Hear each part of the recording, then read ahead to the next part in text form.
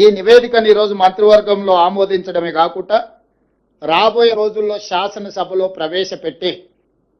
అన్ని రాజకీయ పక్షాలకు వారి అభిప్రాయాన్ని చెప్పే అవకాశం కల్పించి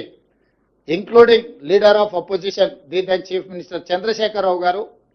ఆనాటి సాగునీటి పారుదల మంత్రులు, ఇతర మంత్రులందరూ కూడా ఆనాటి మంత్రివర్గంలో ఉన్న వాళ్ళందరూ కూడా వాళ్ళ అభిప్రాయాలు చెప్పడమే కాకుండా చట్టసభలలో శాసనసభలో కావచ్చు, శాసన మండలిలో కావచ్చు ప్రజాప్రతినిధులు స్పష్టంగా ఈ నివేదిక పట్ల ఒక అవగాహన తెచ్చుకోవడమే కాకుండా